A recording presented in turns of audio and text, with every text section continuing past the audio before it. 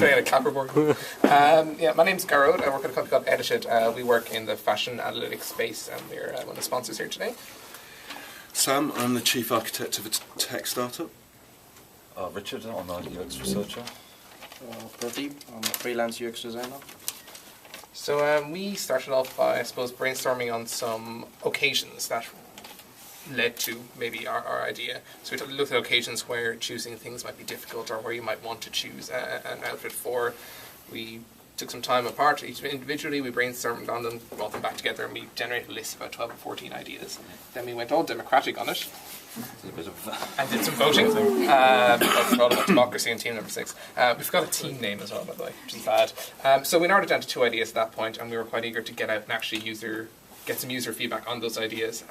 Afterwards, Nick said it very well, to fail early, which we did gloriously. Yep. We settled on 2 ideas. One was choosing an outfit for a first date and something around that space, and one was choosing an outfit to match a particular style. I think something that came up from the questions was that it was quite hard to ask about both those things in one small interaction, and we tended to get a lot of information on the first one, which is the first date, and not so much on the second one. So then, first date was where we kind of coalesced. And we found that people didn't buy new outfits for first dates. They used what they had already. They weren't shopping specifically for dates, and they wanted things that were comfortable, that they knew looked good on them. So we had some of the feedback here. So this has led us to the point where the first date idea may be not working so much, but we do have some really good feedback about what are difficult situations, what leads people to choose clothes for difficult situations. People go for comfort, for things they know look good, for fit. The only exception seems to be in big group situations like weddings, school reunions, where people want to stand out and want to somehow impress. So that's where we're at. Yeah, it was tied into sort of people knew the people that they're going to visit. Then it's more important for them to have something new and interesting that they're wearing, rather than to meet someone who they've never met before. It's like the comfort. They just want to feel that good in themselves, rather than having that sort of. That was the key. That's our key takeaway so far. 2 and 1.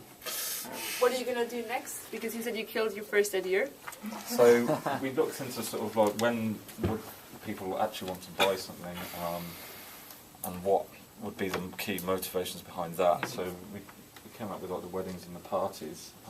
And we know that, like we said, when they're in a situation where they know the group, they want to stand out, so they try to act in a more extroverted way, but where they're in a situation where they're meeting new people, they fall back on comfort zone clothes. So hopefully we're looking to find an idea in somehow helping people choose the right one for the right situation, but we're still in the...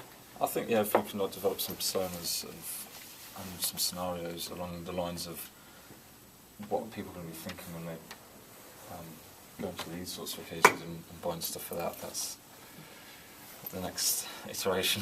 Takeaway: fail hard and fail early. Do you find any differences in the answers between men and women? No, it's surprisingly similar. Surprisingly similar, yeah. Men tended to mention a lot that they had a set wardrobe they chose from. That was one of the things that came back from the men, like, I have 10 t-shirts, I have 10 jeans, and I take one and the other and go out. Women just kind of said, I wear something that I know looks good, or that feels comfortable. They were less, I suppose, seemed less constricted by, I just have one thing. One guy had not been home last night and was like, well, I'm wearing this at a party, which was an interesting response. Yeah, so no, not a huge amount of difference.